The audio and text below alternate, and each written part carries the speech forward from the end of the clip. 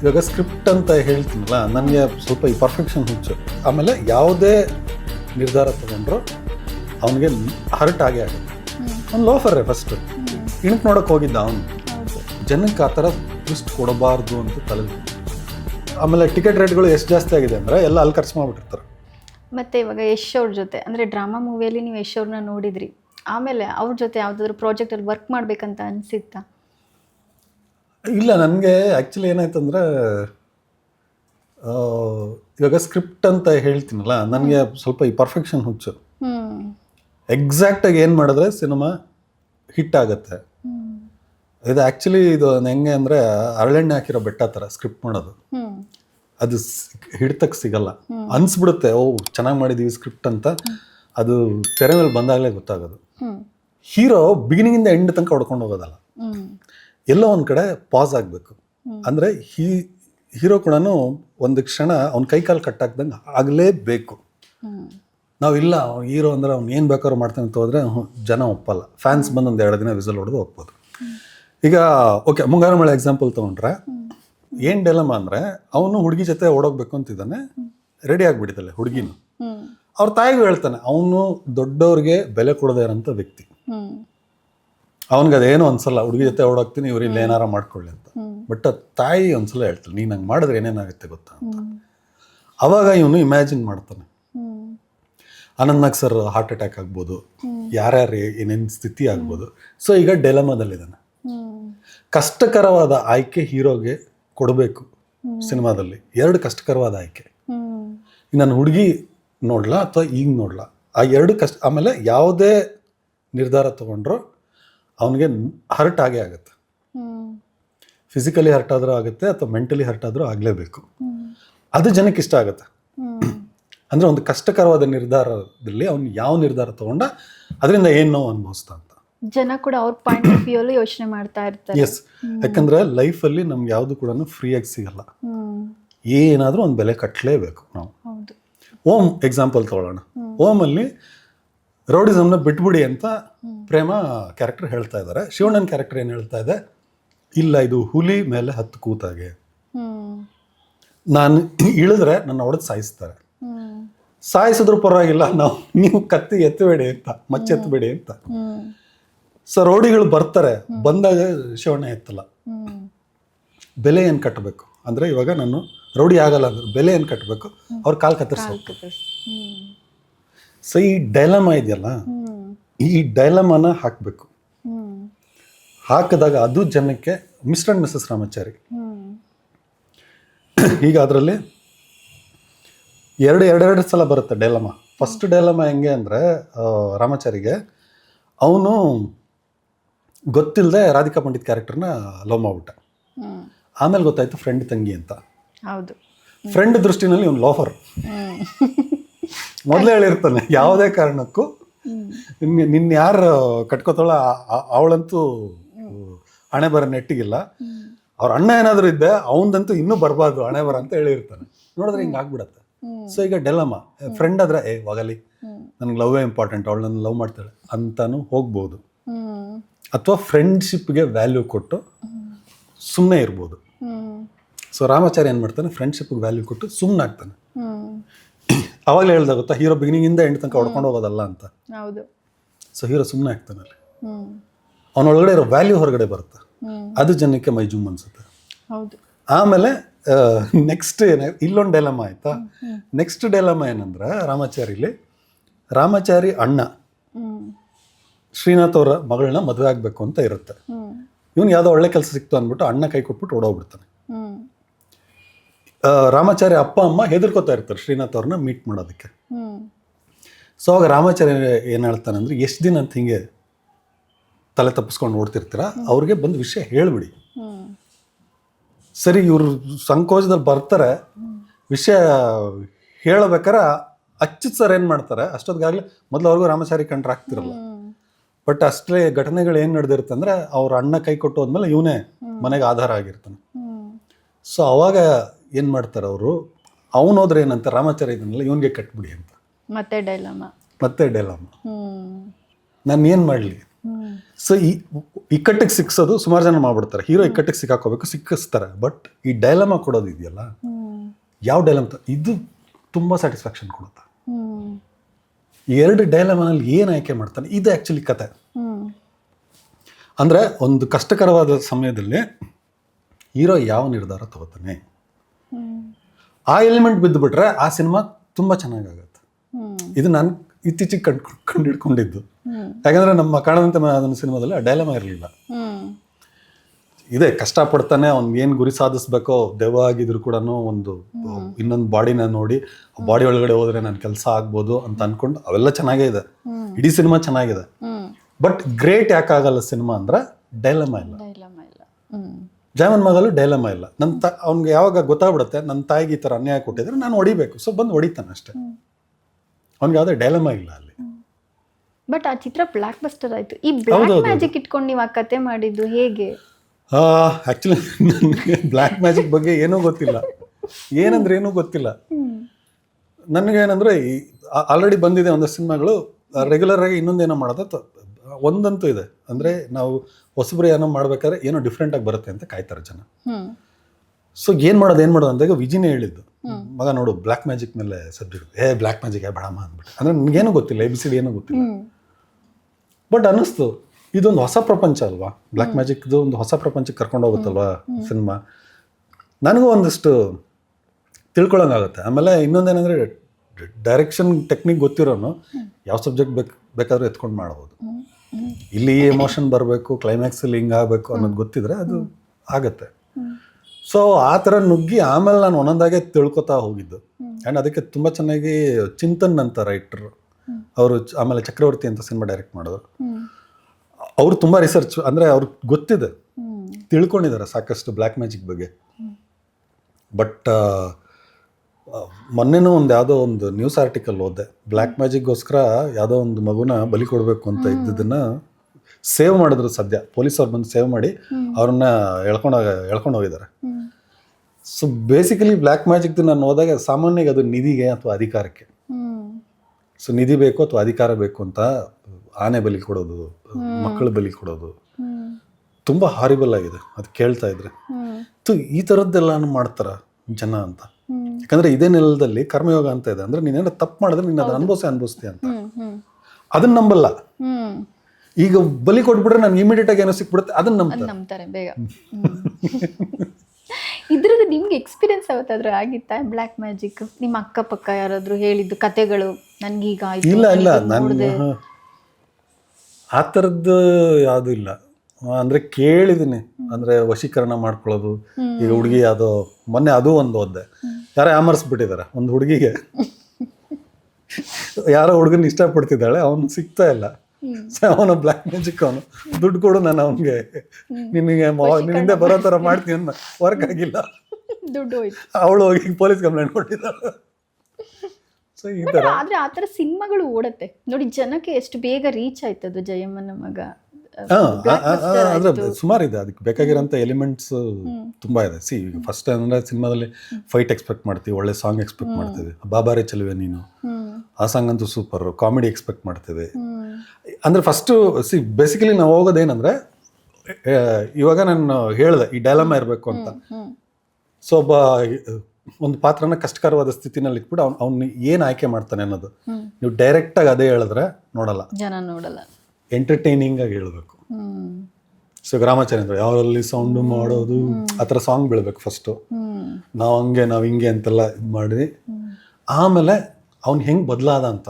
ಇವಾಗ ರಾಮಾಚಾರ್ಯನ ನೋಡಿ, ಹೆಣ್ಮಕ್ಳಿಗೆ ಜಾಸ್ತಿ ಇಷ್ಟ ಆಗಿದೆ. ಯಾಕೆ ಅಂದ್ರೆ ನಾನು ಅಂತಿರೋನು ಕಡೆಗೆ ಹುಡುಗಿಗೆ ಎಷ್ಟು ಮರ್ಯಾದೆ ಕೊಡ್ತಾನೆ ಅಂದ್ರೆ, ಹುಡುಗಿಗೆ ಆ್ಯಕ್ಚುಲಿ ಸೋಲ್ತಾನ ಅವನು. ನಾನು ಡೈರೆಕ್ಟಾಗಿ ಬಂದರೆ ನನಗೆ ಗೊತ್ತು, ನೀನು ಮತ್ತೆ ನಿನ್ನ ರೊಚ್ಚಿಗೆ ಹೇಳ್ತೀಯಾ ನಾನು ನಿನ್ನ ಮದುವೆ ಆಗಲ್ಲ ಅಂತ. ನಿನ್ನ ಕ್ಯಾರೆಕ್ಟರ್ ನನಗೆ ಗೊತ್ತು. ನಿನ್ನ ಕ್ಯಾರೆಕ್ಟರ್ ಆಗಿರ್ಬೇಕಾದ್ರೆ ನಾನು ನಿನ್ನ ಜೊತೆ ಇರ್ಬೇಕಂದ್ರೆ ನಾನು ಹೇಗೆ ನಡ್ಕೋಬೇಕು ಹಾಗೆ ನಡ್ಕೋತೀನಿ. ಸೊ ನಾನು ನಿನಗೆ ಟಾಟಾನೇನೋ ಅಲ್ಲಿ ಇಡ್ತೀನಿ, ಬಟ್ ನಾನು ಅಲ್ಲಿ ಹೋಗಿ ಆ ಸ್ಪಾಟಲ್ಲಿ ಕಾಯ್ತೀನಿ. ನನಗೆ ನಂಬಿಕೆ ಇದೆ ನೀನು ಬರ್ತೀಯ ಅಂತ. ಅಂದರೆ ನಿನ್ನೆ ಇಚ್ಛೆಗೆ ತಕ್ಕಂಗೆ ನಾನು ನಡ್ಕೋತೀನಿ. ಅದು ಇಷ್ಟ ಆಗುತ್ತೆ. ಪ್ರತಿಯೊಂದು ಹೆಣ್ಮಗು ಬಯಸೋದೇ ಅದಲ್ವಾ. ಖಂಡಿತ. ಈಗ ಮತ್ತೆ ವಿಜಯ್ ಅವ್ರ ಜೊತೆ ಯಾವ್ದಾದ್ರು ಪ್ರಾಜೆಕ್ಟ್ ಮಾಡ್ಬೇಕಂತ ಅನ್ಕೊಳ್ತಾ ಇದ್ದಾರೆ? ಈಗ ವಿಜಯ್ ಅವರು ಕೂಡ ಬ್ಯುಸಿ ಆಗ್ತಿದ್ದಾರೆ, ಅವರು ಡೈರೆಕ್ಟರ್ ಆಗಿದ್ದಾರೆ, ಸಲಾಗ, ಭೀಮಾ ಎಲ್ಲ ಆಯ್ತು. ಫಸ್ಟ್ ಆಫ್ ಆಲ್ ನಾನು ಡೈರೆಕ್ಟರ್ ಆಗ್ತೀನಿ ಅಂದ್ಕೊಂಡಿರಲಿಲ್ಲ. ಅದು ಏನಾಗಿತ್ತು ಅಂದರೆ, ಆ ಸಿಚುವೇಶನ್ನು ನಾವು ಡ್ರಾಮಾ ಸಿನಿಮಾದ ಡಬ್ಬಿಂಗ್ ಮಾಡ್ತಾ ಇದ್ವಿ. ವಿಜಿ ವಾಯ್ಸ್ ಬೆಳಗ್ಗೆ ಹೊತ್ತು ಸ್ವಲ್ಪ ಚೆನ್ನಾಗಿರುತ್ತೆ ಅಂತ 6 to 8 ಏನೋ ಬಂದು ಮಾಡೋಗ್ತಿದ್ದ ವಿಜಿ. ನಮ್ಮದು 10 ಮೇಲೆ ಸ್ಟಾರ್ಟ್ ಆಗ್ತಾ ಇತ್ತು. ಸೊ ಅವಾಗ ಸಿಗೋದು ಆಗ್ತಿತ್ತು. ವಿಜಿ ಭಟ್ರು ಕೇಳ್ತಾ ಇದ್ದ,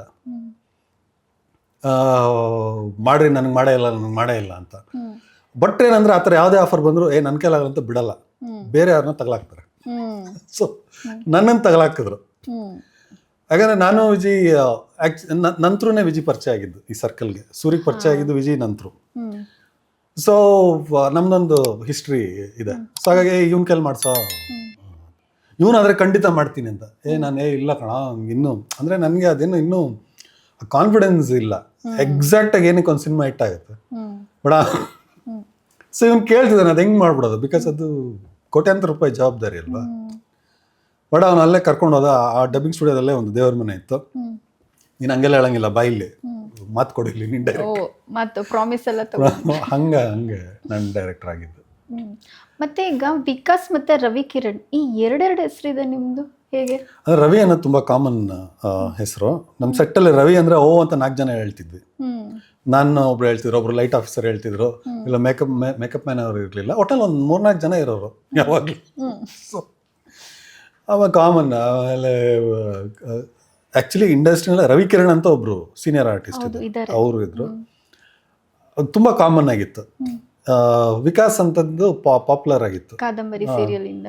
ನಾರ್ತ್ ಕರ್ನಾಟಕಕ್ಕೆ ಹೋದಾಗ ಅಲ್ಲಿ ಹೆಣ್ಮಕ್ಳು ಜಾಸ್ತಿ ಫ್ಯಾನ್ಸು ಸೀರಿಯಲ್ಗೆ. ಸೊ ಅವ್ರು ಕೇಳೋರು, ನಿಮ್ಮ ಹೆಸರು ಏನು ಅಂತ. ನಾನು ರವಿ ಕಿರಣ್ ಅಂತ. ಬ್ಯಾಡ್ರಿ, ವಿಕಾಸ ಚೆನ್ನಾಗಿದೆ. ಹಂಗಾಗಿ ವಿಕಾಸ್ ಅಂತಾನೆ ಕಂಟಿನ್ಯೂ ಮಾಡಿದೆ. ಈಗ ಕಾದಂಬರಿ ಸೀರಿಯಲ್ ಮತ್ತು ಸಿನಿಮಾ ಎಲ್ಲ ಆದಮೇಲೆ, ನಿಮ್ಮನ್ನ ರೆಕಗ್ನೈಸ್ ಮಾಡೋಕ್ಕೆ ಸ್ಟಾರ್ಟ್ ಆದಮೇಲೆ ಫ್ಯಾನ್ಸ್, ಅದರಲ್ಲೇ ಹೆಣ್ಮಕ್ಳು ಫ್ಯಾನ್ಸ್, ಯಾವುದಾದ್ರೂ ಬೆಸ್ಟ್ ಮೂಮೆಂಟು ನಿಮ್ಮನ್ನ ವಿಕಾಸ್ ಅಂತ ಅಥವಾ ನಂದಿ ಫ್ರೆಂಡ್ ಅಂತ ರೆಕಗ್ನೈಸ್ ಮಾಡಿದ್ದು, ತುಂಬ ಅವರು ಎಕ್ಸೈಟ್ ಆಗಿದ್ದು, ನಿಮಗೆ ಫ್ಯಾನ್ಸ್ ಜೊತೆ ಇಂಟ್ರಾಕ್ಷನ್ ಎಲ್ಲ ಆ ಥರ? ಸೊ ಆ ಟೈಮ್ ಅದೇ ಎಕ್ಸೈಟ್ಮೆಂಟ್ ಕಾಣಿಸೋದು ಬಂದು. ಅವಾಗ ಸೆಲ್ಫಿ ಇರಲಿಲ್ಲ, ಅವಾಗೆಲ್ಲ ಆಟೋಗ್ರಾಫ್. ಸೊ ಜಾಸ್ತಿ ಅದಕ್ಕೆ ಆಟೋಗ್ರಾಫು. ಆಮೇಲೆ ನಂಬರ್ ಏನಾರು ಸಿಕ್ಬಿಟ್ರೆ ಕಾಲ್ ಮಾಡೋದು, ಅವೆಲ್ಲ ನಡೆಯೋದು. ಬಟ್ ಆ ಥರ ಯಾವುದೋ ಒಂದು ಹಂಚ್ಕೊಳ್ಳೋ ಅಂಥದ್ದು ಯಾವುದು. ಈ ಜರ್ನಿಯಲ್ಲಿ ನಿಮಗೆ ಸಿನಿಮಾ ಎಡಿಟಿಂಗ್, ರೈಟಿಂಗ್ ಮತ್ತು ಸ್ಟೋರಿ, ಇದೆಲ್ಲ ಜರ್ನಿಯಲ್ಲಿ ನಿಮಗೆ ಯಾವತ್ತಾದ್ರೂ ಫೆಡಪ್ ಅಂತ ಅನಿಸಿದ್ಯಾ? ನಾನು ಬಂದು ಏನೋ ಮಾಡ್ಬೇಕಂತ ಬರ್ತಿದ್ದೀನಿ, ನನಗೆ ಆಗ್ತಾ ಇಲ್ವಲ್ಲ ಇಲ್ಲಿ ಅಂತ ಅನ್ಸಿದ್ದು ಯಾವುದಾದ್ರೂ ಒಂದು ಟೈಮ್? ಅಲ್ಲ, ಕಲಿತಾ ಇದ್ದೀನಲ್ಲ, ಈಗಲೂ ಹೇಳ್ತೀನಲ್ಲ, ಕಲಿಯೋದು ಎಷ್ಟೊಂದು ಇದೆ ಅಂತ ಅನ್ಸ್ಬಿಡುತ್ತೆ. ಅಂದರೆ ಓಕೆ, ನನಗೆ ನಾನು ಫಸ್ಟು ಕೆಲಸ ಮಾಡಿದ್ದು ಜಾಕಿ ಸಿನಿಮಾ ಹಿಟ್ಟಾಯ್ತು. ಅದಾದ್ಮೇಲೆ ಡ್ರಾಮಾದಲ್ಲಿ ಕತೆ ಮಾಡಿದ್ದು, ಅದು ಹಿಟ್ಟಾಯ್ತು. ಅದಾದಮೇಲೆ ಜಯಮನ್ ಮಗ ಡೈರೆಕ್ಟ್ ಮಾಡಿದ್ದು, ಅದು ಹಿಟ್ಟಾಯ್ತು.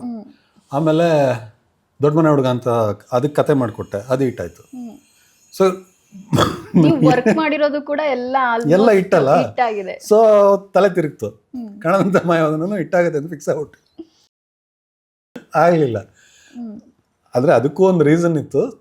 ಏನಂದರೆ ನಮ್ಮ ಫಸ್ಟ್ ಕರೆಕ್ಟ್ ಆಯ್ತು. ಅಂದರೆ ಒಂದು ಕ್ಯೂರಿಯಾಸಿಟಿ ಅದು ಇದೆಲ್ಲ ಇರಬೇಕು.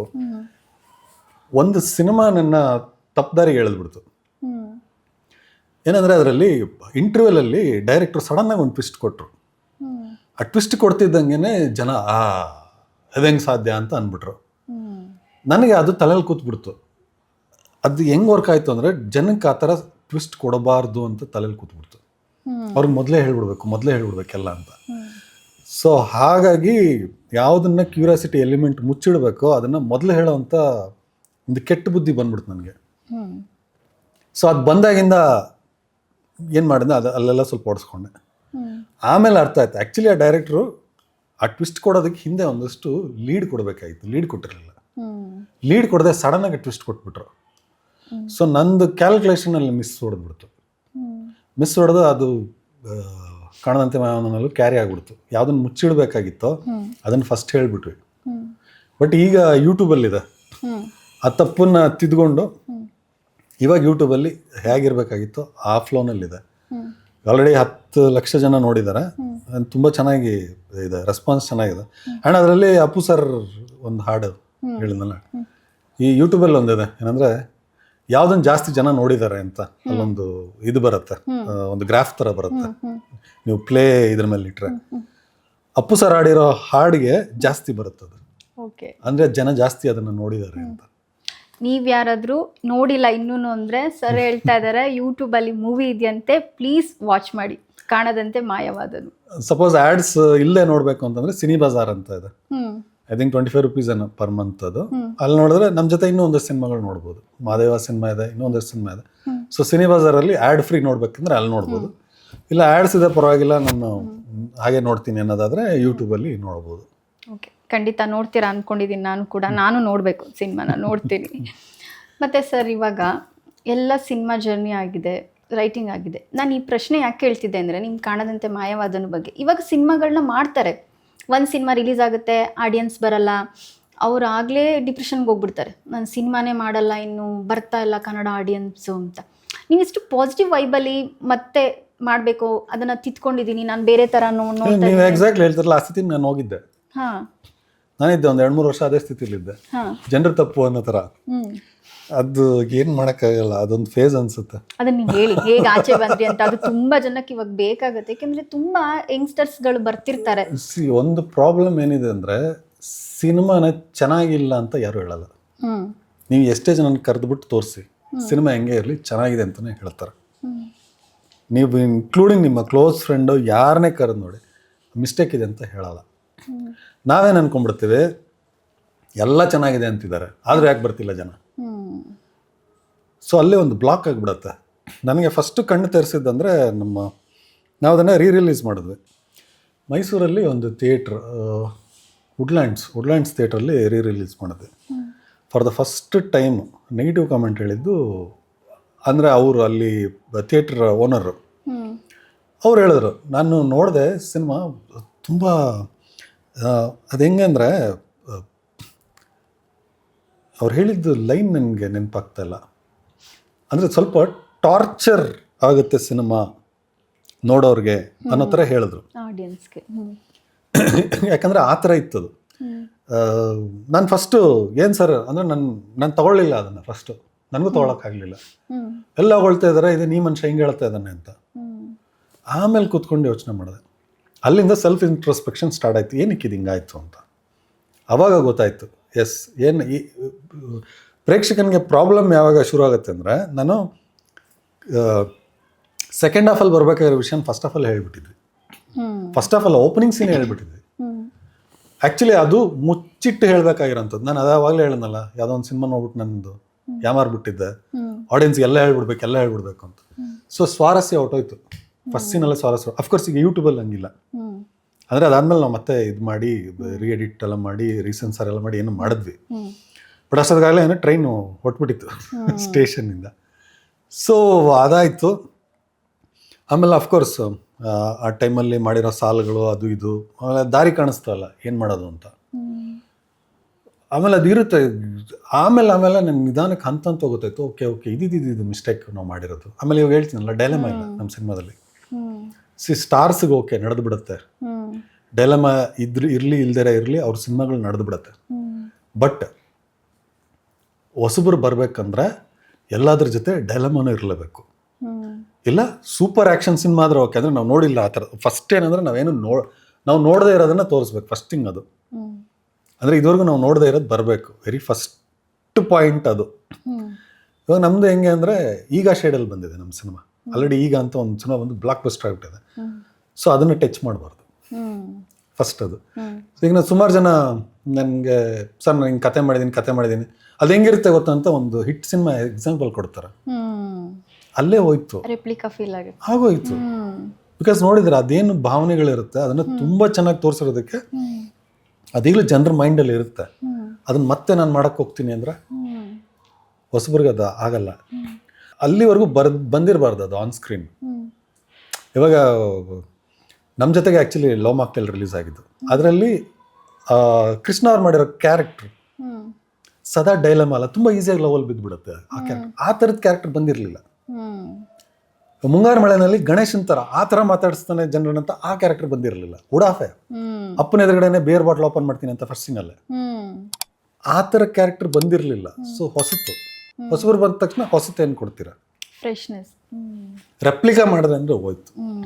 ಸೊ ಫಸ್ಟ್ ಅದನ್ನ ಮಾಡಿ ಆಮೇಲೆ ಇನ್ನೂ ಸುಮಾರಿದೆ. ಈ ಡೈಲಮಾ ಅನ್ನೋದನ್ನೆಲ್ಲ ತಂದಿಟ್ಟು ಇಕ್ಕಟ್ಟಿಗೆ ಸಿಕ್ಕಾಕ್ಸಿ ಹೀರೋನ, ಒಂದು ದೊಡ್ಡ ಪ್ರಾಸೆಸ್ ಅದು. ಅದೆಲ್ಲ ಆದರೆ ಸಕ್ಸಸ್ ಆಗುತ್ತೆ. ಈ ಪ್ಯಾನ್ ಇಂಡಿಯಾ ಮೂವೀಸ್ ಎಲ್ಲ ಬರ್ತಾ ಇದೆ ಈಗ, ಎಲ್ಲ ಪ್ಯಾನ್ ಇಂಡಿಯಾ ಮೂವೀಸು ತುಂಬ ಕಮರ್ಷಿಯಲ್ ಆಗಿರೋ ಮೂವಿ ಅಡಿಕ್ಟ್ ಆಗ್ತಿದ್ದಾರೆ ಆಡಿಯನ್ಸ್ ಅಂತ ಅನಿಸ್ತಾ ಇದೆಯಾ? ಅಂದರೆ ನಮ್ಮ ಕನ್ನಡ ಮೂವೀಸ್ಗಳು ಬರ್ತಾ ಇರುತ್ತೆ ವಾರಕ್ಕೊಂದು 2, ಬಟ್ ಯಾರೂ ಅಷ್ಟೊಂದು ರೆಕಗ್ನೈಸ್ ಮಾಡ್ತಾ ಇಲ್ಲ, ಥಿಯೇಟರ್ಗೆ ಹೋಗ್ತಾ ಇಲ್ಲ.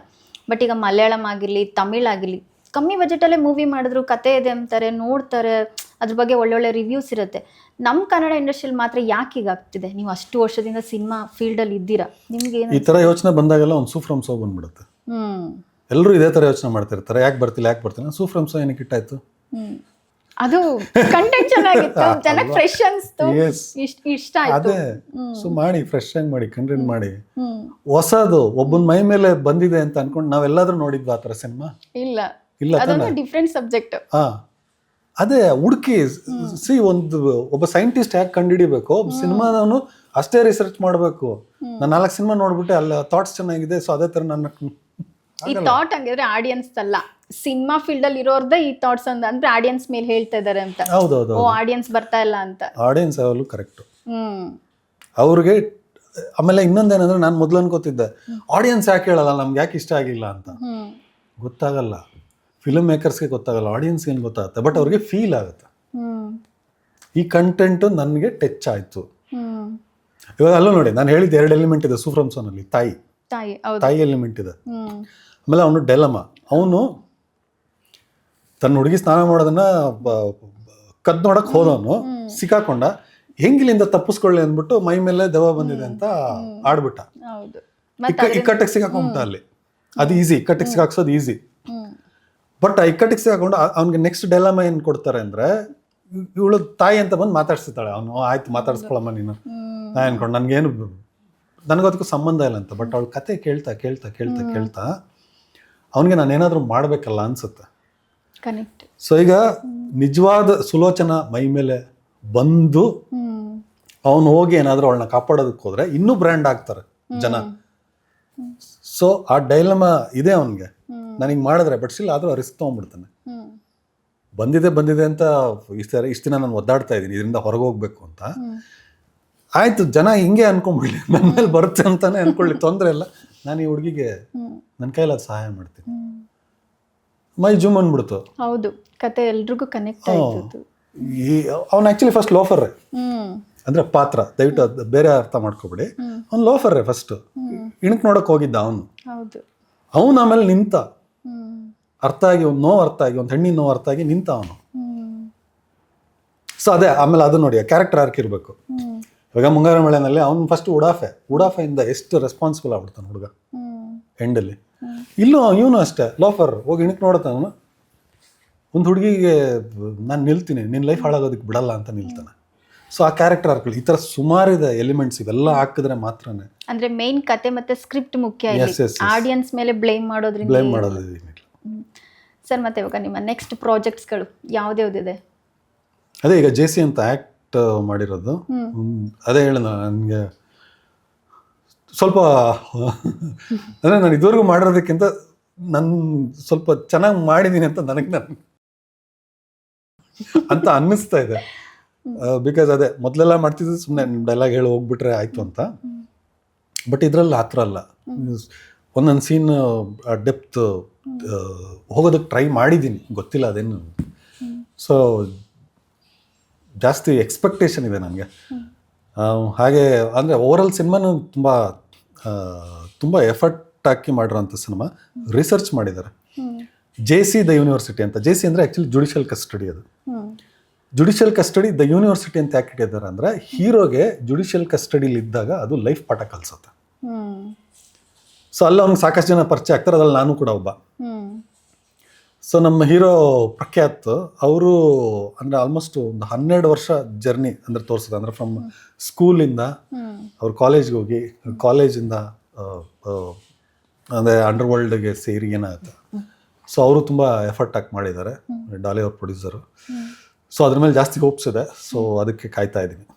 ಓಕೆ, ಒಂದಷ್ಟು ಕ್ವಶನ್ಸ್ ಇದೆ, ನಾನು ಕೇಳ್ತೀನಿ, ಇಲ್ಲಿವರೆಗೂ ಹಾಗಾದ್ರೆ ಈ ಕ್ವಶನ್ಸ್ ಏನಂದರೆ ನೆಕ್ಸ್ಟ್ ಅಪ್ಕಮಿಂಗ್ ಥರ ಫ್ಯೂಚರ್ಲಿ ನೀವು ಮತ್ತೆ ಯಾರ ಜೊತೆ ವರ್ಕ್ ಮಾಡೋಕ್ಕೆ ಇಷ್ಟಪಡ್ತೀರಾ? ಯಶ್, ಸೂರಿ, ವಿಜಯ್. ನಾನು ಇಷ್ಟಪಡೋದಂತಲ್ಲ, ಅದು ಅಂದ್ರೆ ಇದು ಎಲ್ಲಿ ಕರ್ಕೊಂಡು ಹೋಗುತ್ತೋ ಗೊತ್ತಿಲ್ಲ. ಅಂದರೆ ಒಂದು ನಾನು ಹೇಳೋದಂದ್ರೆ, ಈಗ ನಾವು ಸ್ಕ್ರಿಪ್ಟ್ ಮಾಡ್ತೀವಿ, ಈ ಕ್ಯಾರೆಕ್ಟರ್ ಹಿಂಗೆ ಮಾಡುತ್ತೆ ಅಂತ, ಬಟ್ ನಿಮ್ಮ ಸ್ಕ್ರಿಪ್ಟ್ ಬರೆದಿರ್ತಾರಲ್ಲ, ನೆಕ್ಸ್ಟ್ ಏನು ಬರೆದಿದ್ದಾರೆ ಗೊತ್ತಿಲ್ಲ. ನನ್ನ ಸ್ಕ್ರಿಪ್ಟ್ ನೆಕ್ಸ್ಟ್ ಏನು ಬರೆದಿದ್ದಾರೆ ಗೊತ್ತಿಲ್ಲ. ಇವ್ರದ್ದು ಅಷ್ಟೇ, ಇವರಿಬ್ಬರು ಸ್ಕ್ರಿಪ್ಟ್ ನೆಕ್ಸ್ಟ್ ಏನಾಗುತ್ತೆ ಗೊತ್ತಿಲ್ಲ. ಹೌದು. ಸೊ ನಾವೆಲ್ಲ ಕಣ್ಣ ಮುಚ್ಚಲು ಆಟ ಆಡ್ತಿದ್ವಿ. ಸೊ ಅದು ಯಾರ ಜೊತೆ ಬೇಕಾದ್ರೂ ಆಗ್ಬೋದು. ಈಗ ಯಶ್ ಅವರು ಪ್ಯಾನ್ ಇಂಡಿಯಾ ಸ್ಟಾರ್ ಆಗಿಬಿಟ್ಟಿದ್ದಾರೆ.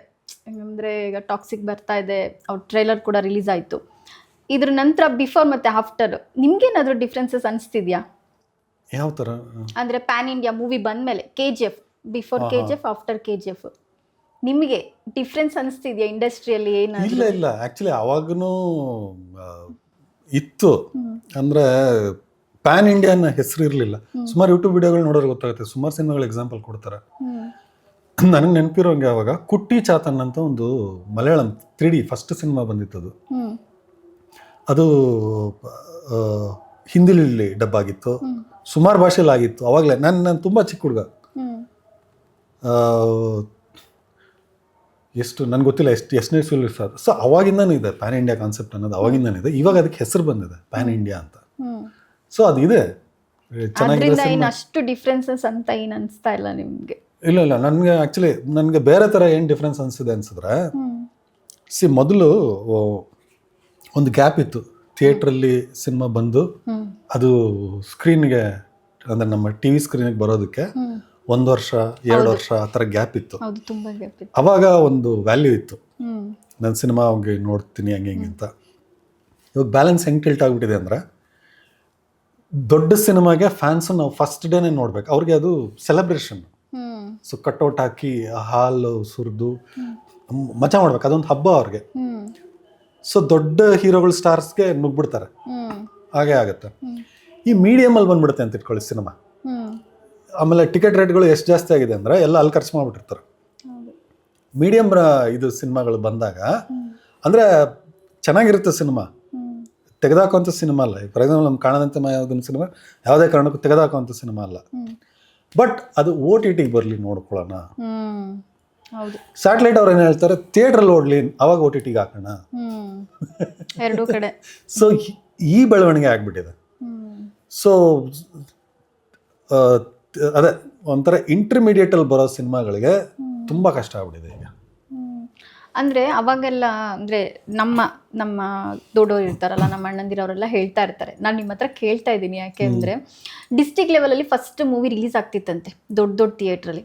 ಒಂದಷ್ಟು 25 ದಿನ ಆದಮೇಲೆ, ಒಂದು 50 ಡೇಸ್ ಆದಮೇಲೆ ತಾಲೂಕ್ ಲೆವೆಲಲ್ಲಿ ಮತ್ತೆ ಬರ್ತಿತ್ತಂತೆ.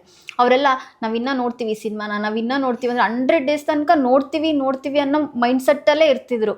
ಆದರೆ ಈಗ 100 ಡೇಸ್ ಮೂವಿ ಹೋಗೋದಿರಲಿ, ಒಂದು ವೀಕಲ್ಲೇ ಮೂವಿ ಹೊರಟೋಗಿರುತ್ತೆ, OTTಗೆ ಬಂದುಬಿಡುತ್ತೆ. ನಿಮಗೆ ಈ 100 ಡೇಸ್ ಕಾನ್ಸೆಪ್ಟ್ ಇನ್ನು ಸಿಗಲ್ಲ ಅಲ್ಲ? ಅವಾಗ ಸಿಗಲ್ಲ ಇವಾಗ, ಯಾಕಂದ್ರೆ ಅವಾಗ ರೀಲ್ಗಳಿತ್ತು. ಅಂದರೆ ಇವಾಗ ಒಂದು ಸಿನಿಮಾಗೆ 40 ಪ್ರಿಂಟ್ ಹಾಕಿದ್ರೆ ದೊಡ್ಡದು, ಅವಾಗ ದೊಡ್ಡ ವಿಷಯ. ಸೊ 40 ಪ್ರಿಂಟ್ ಹಾಕಿದ್ರು. ಬೆಂಗಳೂರಲ್ಲಿ ಒಂದು 8 ಪ್ರಿಂಟು, ಮೈಸೂರಿಗೆ ಒಂದು 4 ಪ್ರಿಂಟು, ಈ ಥರ ದಾವಣಗೆರೆ ಅಲ್ಲಿ ಇಲ್ಲಿ. ಸೊ ಎಲ್ಲ ಸಿಟೀಸ್ಗೂ ಹಾಕಿದ್ರು, 40 ಪ್ರಿಂಟ್ ಆಯಿತು. ಥಿಯೇಟ್ರ್ಗಳು ಎಷ್ಟಿದ್ದು? 600 ಥಿಯೇಟ್ರು. ಸೊ ಇಲ್ಲೇ ಆದಮೇಲೆ ಓಕೆ ಜನ ಕಮ್ಮಿ ಆಗ್ತಾ ಇದ್ದಾರೆ ಅಂತ ಅನಿಸಿದಾಗ ತೆಗೆದು ಆ ಪ್ರಿಂಟ್ ಎಲ್ಲಿ ಜನ ಎಲ್ಲೋ ಅಲ್ಲಿಗೆ ಹೋಗ್ತಾ ಇತ್ತು. ಬಟ್ ಇವಾಗ ಸ್ಯಾಟಲೈಟ್ ಥ್ರೂನೇ ಫೀಡ್ ಆಗಿಬಿಡುತ್ತೆ ಈ ಸಿನಿಮಾಗಳು. So at A time throughout Karnataka, throughout India, ಎಲ್ಲಿ ಬೇಕೋ ನಿಮಗೆ ಒಂದೇ ಸಲ ಸಿನಿಮಾ ರಿಲೀಸ್ ಆಗಿಬಿಡುತ್ತೆ. Number of theatres. ಸೊ ಹಾಗಾಗಿ ಡೇಸ್ ಕಾನ್ಸೆಪ್ಟ್ ಇಲ್ಲ ಈಗ. ಆಕ್ಚುಲಿ ಇನ್ನು ಮಾಡ್ಬೇಕಂದ್ರೆ ಶೋಸ್ ಕಾನ್ಸೆಪ್ಟ್ ಮಾಡ್ಬೋದು, ಎಷ್ಟು ಶೋಸ್ ಆಯ್ತು ಅಂತ. ನೆಕ್ಸ್ಟ್ ಅಲ್ಲಿಗೆ ಬರುತ್ತೆ ಅನ್ಸುತ್ತೆ. ಸೊ ಅದನ್ನ ಬಿಟ್ಬಿಟ್ಟು ಏನು ಮಾಡಿದ್ರು, ಕಲೆಕ್ಷನ್ಗೆ ಬಂದ್ಬಿಟ್ರು, ಎಷ್ಟು ಕಲೆಕ್ಷನ್ ಆಯ್ತು ಅಂತ ಬಂದ್ಬಿಡ್ತು ಈಗ. ನೆಕ್ಸ್ಟ್ ನೀವು ಸ್ಟೋರಿ ಮಾಡೋದಾದ್ರೆ ಕಾಮಿಡಿ, ಬ್ಲ್ಯಾಕ್ ಮ್ಯಾಜಿಕ್, ಆ್ಯಕ್ಷನ್, ಯಾವ ಥರ ಕತೆ ಮಾಡ್ಬೇಕಂತ ಅನ್ಕೊಂಡಿದ್ದೀರಾ? ಒಂದು ಹಾರರ್ ಮಾಡೋಣ ಅಂತ ಇದೆ. ಯಾಕಂದರೆ ಇವಾಗ ಬಜೆಟ್ ಎಲ್ಲ ರೆಗ್ಯುಲರ್ ಸಿನಿಮಾಗಳ ಬಜೆಟ್ ತುಂಬ ಜಾಸ್ತಿ ಆಗಿಬಿಟ್ಟಿದೆ. ಸೊ ಒಂದು ಕಡಿಮೆ ಬಜೆಟಲ್ಲಿ ಒಂದು ಹಾರರ್ ಮಾಡೋಣ ಅಂತ ಸ್ಕ್ರಿಪ್ಟ್ ಮೇಲೆ ವರ್ಕ್ ಮಾಡ್ತಾ ಇದ್ದೀನಿ ಈಗ. ಓಕೆ.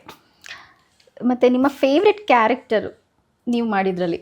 ವಿಕಾಸ್, ಕಾದಂಬರಿ, ನಂದಿ ಫ್ರೆಂಡ್, ಮತ್ತು ನನಗೆ ಒಂಚೂರು ಇಷ್ಟ ಇಲ್ದಿರೋ ಪರಂಗಿ ಸೀನಾ.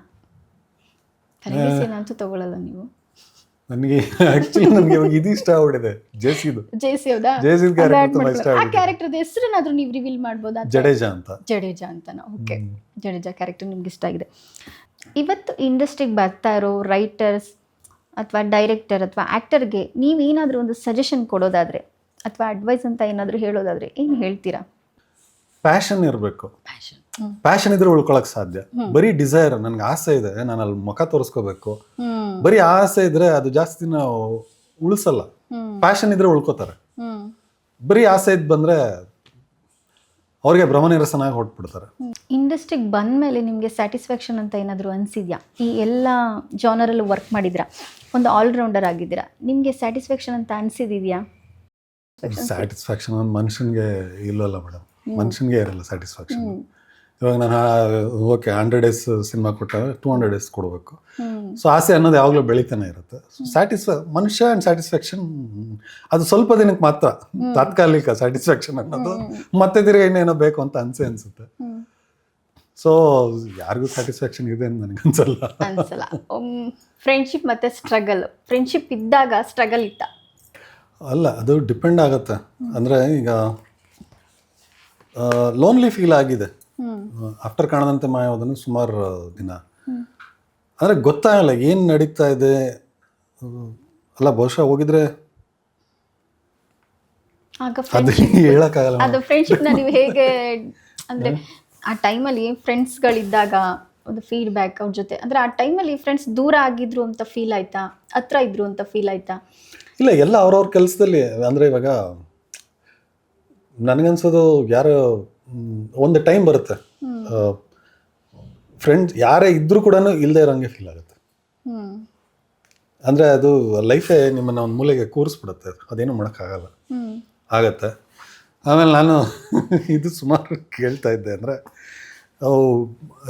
ಕೃಷ್ಣ ಅವ್ರ ಇಂಟರ್ವ್ಯೂವಲ್ಲಿ ಕೇಳ್ತಾ ಇದ್ದೆ. ಅಂದರೆ ಸಕ್ಸಸ್ ಆಗದೆ ಇದ್ದಾಗ ಹೋಗು ಬಾ ಸರ್ ಅಂತ ಕರಿತಿರೋರೆಲ್ಲ ಹೋಗು ಬಾ ಅಂತ ಕರೆಯಕ್ಕೆ ಶುರು ಮಾಡಿದ್ರು ಅಂತ. ನಾನು ಓಕೆ ಅದು ಕೇಳಿದ್ಮೇಲೆ ಆದರೂ ಜನ ಮತ್ತೆ ಆ ಥರ ಮಾಡೋಕ್ಕೋಗಲ್ಲ ಅಂದರು. ನನಗೂ ಅದೇ ಆಯಿತು, ಸೇಮ್ ಎಕ್ಸ್ಪೀರಿಯನ್ಸ್. ಸರ್ ಅಂತ ಇರೋರೆಲ್ಲ ಬಾ ಅಲ್ಲಿಗೆ ಬಾ ಇಲ್ಲಿಗೆ ಬಾ. ನನಗೆ ಏನರು ಬಂದಿರೋದು ನಿಮಗೆ ಸಕ್ಸಸ್ ಇಂದ ಜನ ವ್ಯಕ್ತಿನ ಗುರುತಿಸೋದು. ಸಕ್ಸಸ್ಫುಲ್ ಆಗಿದ್ದಾನೆ ಅಂದರೆ ಅವ್ನು ಕರಿಯೋ ರೀತಿ ಬೇರೆ, ಇಲ್ಲ ಅಂದರೆ ಮಾತಾಡ್ಸೋ ರೀತಿ ಬೇರೆ. ನಾನು ಅದು ಕೇಳಿದೆ, ಓಹೋ ಇಲ್ಲ ಇದು ನಿಜವಾಗ್ಲೂ ಇದೆ. ಅಲ್ಲ ಒಳ್ಳೇದೇ, ಅವಾಗ ನಿಮಗೆ ಗೊತ್ತಾಗತ್ತೆ ಸರ್ಕಲ್ ಹೆಂಗೆ. ಅಂದರೆ ಗಾಳಿ ಬಂದಾಗಲೇ ಗೊತ್ತಾಗೋದು ಕಾಳು ಎಷ್ಟಿದೆ ಜೋಳ ಎಷ್ಟಿದೆ ಅಂತ. ನಿಮ್ದೊಂದು ಸರ್ಕಲ್ ಇತ್ತು ಅಂತ ನೀವು ಹೇಳಿದ್ರಿ, ಯೋಗರಾಜ್ ಭಟ್ ಅವರು, ನೀವು, ದುನಿಯಾ ವಿಜಯ್ ಅವರು, ಸೂರಿ ಅವರು. ಈ ಒಂದು ಸರ್ಕಲ್ ಇವಾಗ ಮತ್ತೆ ಸಿಗ್ತಾ ಇರ್ತೀರಾ ಆಗಾಗ? ಇಲ್ಲ, ಎಲ್ಲರದು ಅವ್ರವ್ರ ಅಂದರೆ ಲೈಫ್ ಅವ್ರವ್ರ ಟ್ರ್ಯಾಕ್ ಎತ್ಕೊಂಡಿದೆ. ಇವಾಗ ಅವ್ರಿಗೆ ಬೇರೆ ಬೇರೆ ಸರ್ಕಲ್, ಪ್ರತಿಯೊಬ್ಬರಿಗೂ ಅವ್ರವ್ರ ಸರ್ಕಲ್ ಆಗಿರುತ್ತೆ. ಆ ಥರದ್ದು ಲೈಫ್ ಏನು ಮಾಡೋಕ್ಕಾಗಲ್ಲ. ಈಗ ನೆಕ್ಸ್ಟ್ ನೀವು ಆ್ಯಕ್ಟಿಂಗ್ ಮಾಡ್ತಾ ಇದ್ದೀನಿ ಅಂತ ಅಂದ್ರಲ್ಲ, ನೆಕ್ಸ್ಟ್ ಹೀರೋ ಆಗಿ ಏನಾದರೂ ನಿಮ್ಮದು ಒಂದು ಓನ್ ಒಳ್ಳೆ ಕತೆ ಮಾಡಿಕೊಂಡು ಬರೋ ಥರ ಯಾವುದಾದ್ರೂ ಇದೆಯಾ? ಇಲ್ಲ, ನನಗೆ ಅದೇ ಹೇಳಿದ್ನಲ್ಲ, ಒಂದು ಹಾರರ್ ಅಂದರೆ ನಾನು ಸುಮ್ಮನೆ ಹಾರರ್ ಅಂತ ಹೇಳ್ತಾ ಇದ್ದೀನಿ. ಅಂದರೆ ಬರೀ ಭಯ ಬೀಳ್ಸೋದಲ್ಲ, ತುಂಬ ಇದೆ ಅದರೊಳಗಡೆ, ಕ್ವೈಟ್ ಡೆಪ್ತ್. ಬಟ್ ಯಾವ ಜಾನರ್ ಅಂತ ಹೇಳ್ಬೇಕಾದ್ರೆ ಹಾರರ್ ಅಂತ ಹೇಳ್ಬೇಕಾಗತ್ತೆ. ನೋಡೋಣ, ಅದು ಅಂದರೆ ನಾನು ಅನ್ಕೊಳ್ಳೋದೆಲ್ಲನೇ ಯಾವುದು ಫಾಸ್ಟಾಗಿ ಆಗಲ್ಲ, ಟೈಮ್ ತೊಗೊಳುತ್ತೆ. ನೋಡೋಣ ಅದು ಏನಾಗುತ್ತೆ ಅಂತ ನನಗೂ ಗೊತ್ತಿಲ್ಲ. ಯಾಕಂದರೆ ಮೇಲ್ಗಡೆ ಬರ್ದಿರೋ ಒಂದು ಸ್ಕ್ರಿಪ್ಟು ಅದು ಓಕೆ ಮಾಡಿದಾನೆ ಎಲ್ಲೋ ಗೊತ್ತಿಲ್ಲ. ಬೇಗ ಆಗಲಿ, ಕತೆ ಆಚೆ ಬರಲಿ, ನಾವು ಎಲ್ಲರೂ ನೋಡೋ ಥರ ಆಗಲಿ. ಮತ್ತು ಈಗ ನಮ್ಮದು ಎಡಿ ಕ್ರಿಯೇಷನ್ ಯೂಟ್ಯೂಬ್ ಚಾನಲ್ಗೆ ನೀವು ಬಂದ್ರಿ, ಇಷ್ಟೊತ್ತವರೆಗೆ ನಿಮ್ಮ ಎಲ್ಲ ಎಕ್ಸ್ಪೀರಿಯನ್ಸ್ ನಮ್ಮ ಜೊತೆ ಶೇರ್ ಮಾಡಿದ್ರಿ. ಹೇಗೆ ಅನಿಸ್ತು ಸರ್ ಇಂಟರ್ವ್ಯೂ? ಚೆನ್ನಾಗಿದೆ. ಅಂದರೆ ನೀವು ತುಂಬ ಇಂಟ್ರೆಸ್ಟಿಂಗ್. ಅಂದರೆ ನಾನೇ ಇಂಟರ್ವ್ಯೂ ಅಂದರೆ ಮಾತಾಡ್ಬೇಕಾದ್ರೆ ನನಗೆ ಎಲ್ಲ ಅನ್ನಿಸ್ತು, ಬೋರ್ಗೇರ್ ಮಾಡ್ತಾ ಇದ್ದೀನಿ ಇವ್ರಿಗೆ ಅಂತ. ಇಲ್ಲ, ಸೊ ನೀವು ರಿಯಲ್ ಆಗಿ ಕೇಳ್ತಾ ಇದ್ದೀರಿ ಇಂಟ್ರೆಸ್ಟಿಂದ, ಅದು ಖುಷಿ ಆಯ್ತು. ಅಂದರೆ ಆ ಕ್ವಾಲಿಟಿ ಬೇಕಲ್ವಾ ಮಾಡಬೇಕಂದ್ರೆ. ಸೊ ಅದು ನಿಮ್ಮಲ್ಲಿದೆ, ಥ್ಯಾಂಕ್ ಯು. ಮಾಡಿ. ಅದೇ ಅಂದರೆ ಸಾಕಷ್ಟು ನಾನು ಶೇರ್ ಮಾಡಿಕೊಂಡೆ, ಸುಮಾರು ಇಂಟರ್ವ್ಯೂಗಳಲ್ಲಿ ಶೇರ್ ಮಾಡ್ಕೊಂಡಿಲ್ಲ. ಈಗ ಕತೆ ಬಗ್ಗೆ ಆಗಲಿ ಅದಿದೆಲ್ಲ ನಾನು ಓಪನ್ ಆಗಬೇಕಂದ್ರೆ ಎದುರುಗಡೆ ಇರೋರ ಮೇಲೆ ಡಿಪೆಂಡ್ ಆಗುತ್ತೆ. ಸೊ ನಿಮ್ಮಲ್ಲಿ ಆ ಗುಣ ಇದೆ, ಅಂದರೆ ಮನಸ್ಸು ಬಿಚ್ಚಿ ಮಾತಾಡ್ಬೋದು ಅಂತ ಹೇಳ್ತಾರಲ್ಲ, ಸೊ ಅದಿದೆ. ಸೊ ಒಳ್ಳೇದಾಗಲಿ ಚಾನಲ್ಗೆ, ಎಡಿ ಕ್ರಿಯೇಷನ್ಸ್. ಸುಮಾರು ಜನರ ಯೋಚನೆ ಬದಲಾಯಿಸೋ, ಲೈಫ್ ಬದಲಾಯಿಸೋ ಅಂತಹ ಪ್ರೋಗ್ರಾಮ್ಗಳು, ಇಂಟರ್ವ್ಯೂಗಳು ಇಲ್ಲಿಂದ ಬರಲಿ ಅಂತ ಹಾರೈಸ್ತೀನಿ. Thank you so much. ಈ ಇಂಟರ್ವ್ಯೂ ಆದಮೇಲೆ ನಿಮಗೆ ಇನ್ನು ನೆಕ್ಸ್ಟ್ ಬರೋರು ಯಾರ ಇಂಟರ್ವ್ಯೂ ನಮ್ಮ ಜೊತೆ ನೋಡ್ಬೇಕಂತ ನಿಮ್ಗೆ ಅನ್ಸುತ್ತೆ? ಯಾರ್ದಾದ್ರೂ ಒಬ್ರು ಇಂಟರ್ವ್ಯೂ ನೋಡ್ಬೇಕಂತ? ಸುಮಾರು ಜನ ಇದ್ದಾರೆ. ಅಂದರೆ ಒಂದಿಬ್ರು ಹೆಸರು ಹೇಳ್ಬೋದು, ಯಾರ್ದಾದ್ರು? ಸೂರಿ ಸ್ವಲ್ಪ ಕಡಿಮೆ ಕೊಡ್ತಾನೆ ಇಂಟರ್ವ್ಯೂಸ್, ನನಗೆ ಅವನ ಇಂಟರ್ವ್ಯೂ ನೋಡಬೇಕು ಅಂತ ಇದೆ. ಭಟ್ರು ಓಕೆ, ಭಟ್ರದ್ದು ಸುಮಾರು ಕಡೆ ನೋಡಿದ್ದೀನಿ. ವಿಜಯ್ದು ಆಲ್ಮೋಸ್ಟ್ ಅದೇ. ಸೂರಿನ ಹಿಡೀರಿ, ಒಂದು ಸ್ವಲ್ಪ ಕಷ್ಟ ಸಿಗೋದು ಕಷ್ಟ, ಅವನ ಇಂಟರ್ವ್ಯೂ ಮಾಡಿದ್ರೆ ಚೆನ್ನಾಗಿರುತ್ತೆ. Okay, thank you sir. ಇಷ್ಟೊತ್ತು ನಮ್ಮ AD ಕ್ರಿಯೇಷನ್ಸ್ ಯೂಟ್ಯೂಬ್ ಚಾನಲ್ಗೆ ನೀವು ಬಂದ್ರಿ, ನಿಮ್ಮೆಲ್ಲ ಎಕ್ಸ್ಪೀರಿಯನ್ಸ್ನ ಹೇಳ್ಕೊಂಡ್ರಿ. ಇದು ನಿಜವಾಗ್ಲೂ ತುಂಬ ಜನಕ್ಕೆ ಇನ್ಸ್ಪಿರೇಷನ್ ಆಗಿರುತ್ತೆ. ಸೊ ಸರ್ ಮಾತನ್ನ ನೀವು ಕೇಳಿಸ್ಕೊಂಡಿರ್ತೀರಾ, ಇಂಟರ್ವ್ಯೂ ನೋಡಿರ್ತೀರಾ. ಸೊ ಎಲ್ಲ ಫೀಲ್ಡಲ್ಲೂ ಏನಂತ ಹೇಳ್ತಾರೆ, ಇಂಟ್ರೆಸ್ಟ್ ಇಟ್ಕೊಳ್ಳಿ. ನಿಮ್ದೇನೇ ಡ್ರೀಮ್ಸ್ ಇದ್ರೂ ಖಂಡಿತ ಸಕ್ಸಸ್ ಆಗುತ್ತೆ. ಡಿಪ್ರೆಷನ್ಗೆ ಹೋಗಬೇಡಿ. ಸರ್ ಹೇಗೆ ಬೌನ್ಸ್ ಬ್ಯಾಕ್ ಆಗಿ ಬಂದಿದ್ದಾರೆ ಅದೇ ರೀತಿ ನೀವು ಕೂಡ ಬರ್ಬೋದು. ಮತ್ತು ಸರ್ ಇಷ್ಟೊತ್ತವರೆಗೆ ಬಂದು ನಮ್ಮ ಜೊತೆ ಎಲ್ಲ ಎಕ್ಸ್ಪೀರಿಯನ್ಸ್ ಶೇರ್ ಮಾಡಿದ್ದೀರಾ, ತುಂಬ ಖುಷಿಯಾಗಿದೆ.